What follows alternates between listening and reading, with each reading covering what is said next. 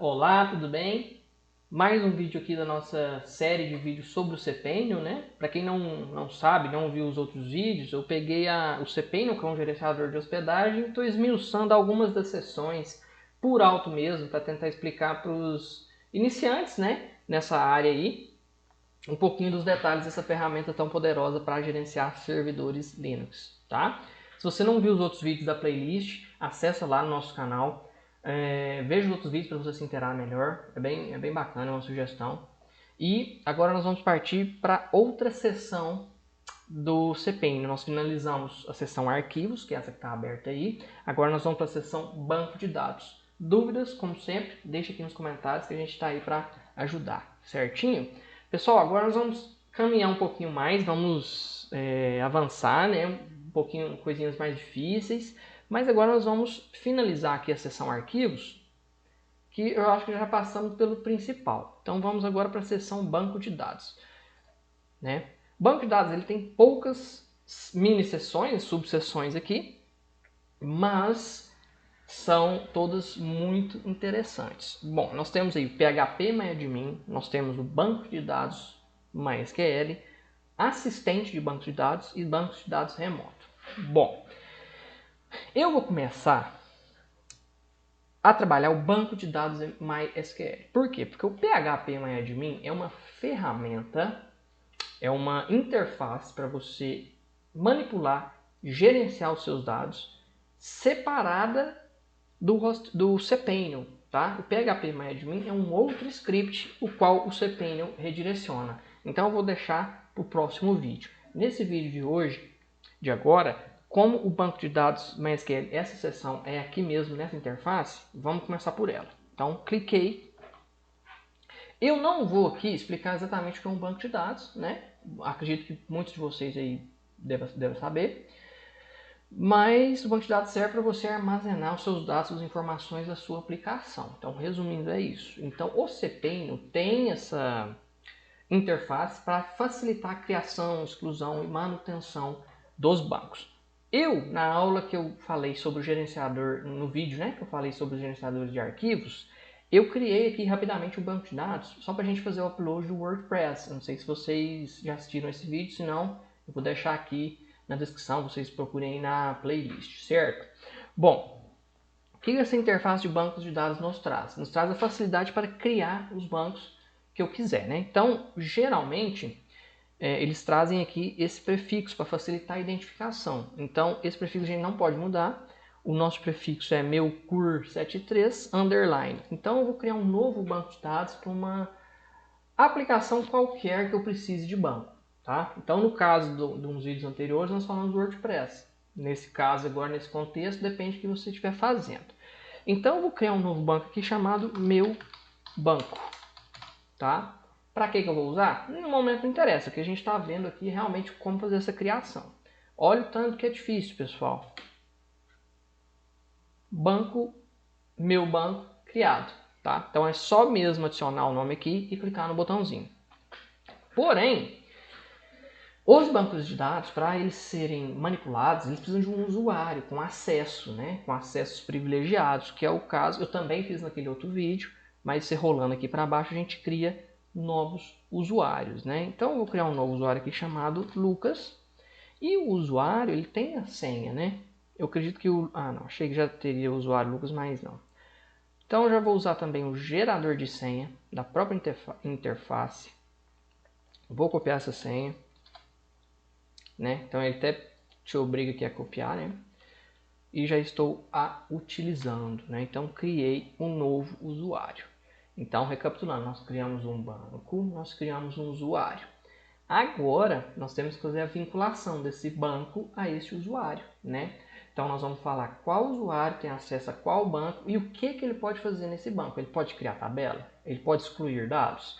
Então é isso que nós vamos fazer aqui embaixo, ó. Adicionar usuário ao banco de dados. Então, obviamente, ambos já devem estar criados, né? Então, é o usuário Lucas, que eu acabei de criar, ao banco, meu banco, que eu acabei de criar também. Então, eu vou adicionar.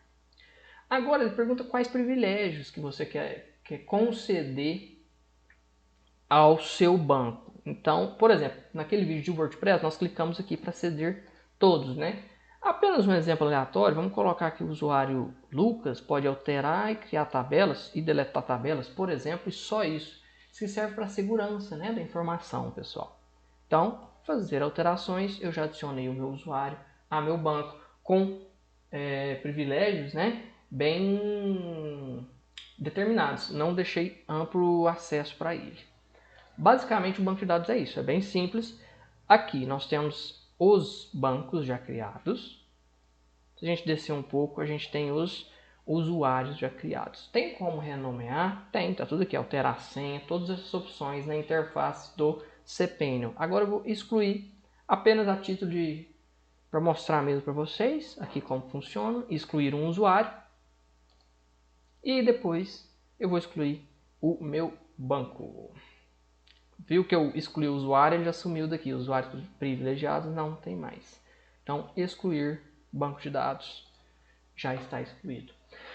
Para criar, manipular usuários e bancos, essa é a interface. Agora vamos voltar um pouco lá, na seção banco de dados. Isso aqui nós já resolvemos. Beleza, vamos ver agora a questão do assistente de banco de dados. Para que serve? O assistente de banco de dados vai fazer a mesma coisa que a seção anterior, né, que vai criar o seu usuário, seu banco de dados e definir privilégios. Só que aqui é mais como um tutorial, um passo a passo, às vezes para um usuário mais inseguro, um usuário inexperiente que está aprendendo ainda, essa é a opção, usar o assistente. Então vamos criar aqui, ó, meu banco de dados, meu BD. Próxima etapa, vamos criar meu usuário, meu user, gerei a senha, vou usá-la, criei o usuário e agora ele vai, mesma coisa para os privilégios. Vocês viram que é a mesma coisa, só que é mais um passo a passo, mais devagarzinho para a pessoa não cometer nenhum deslize, porque às vezes está trabalhando em produção, né? Ou seja, com o sistema no ar, então tem que ter muito cuidado. Vamos voltar aqui.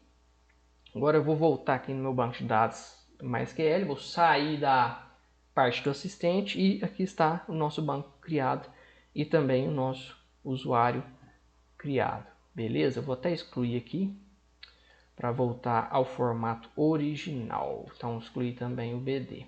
Bom, eu não expliquei no início, mas o MySQL é uma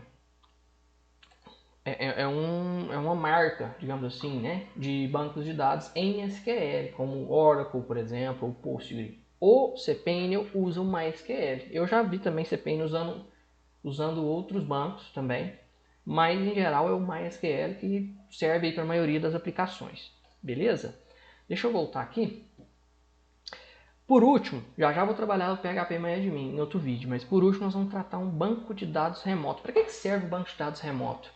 Quando você constrói uma aplicação que está em outro servidor, em outro IP, em outro ambiente que necessita acesso a esse banco. O cPanel tem isso por questões de segurança. Não é qualquer aplicação que é só colocar o IP ou o DNS, usuário e senha que vai conseguir acessar, não. Você precisa liberar manualmente aqui no famoso banco de dados remoto. Vamos supor que a minha aplicação está no servidor 192.10.1.1, um IP aleatório aqui. Eu vou vir aqui, ó, eu tenho que liberar especificamente esse IP. Então, IP do servidor de aplicação. Ou seja, somente essa máquina que tem esse IP vai conseguir acessar meu banco, mesmo tendo usuário e senha. Né? Se tiver usuário e senha, mas não tiver liberado aqui, não acessa. Então, é muito importante. Então, é só adicionar o host. Porém, nos casos que eu quiser que qualquer aplicação de qualquer lugar acesse o banco, que é menos seguro, sim, mas a título de aprendizado, é só você colocar o Coringa, conforme mostra aí na interface, que é o sinal de porcentagem. Daí fica com porta aberta. Obviamente, repetindo,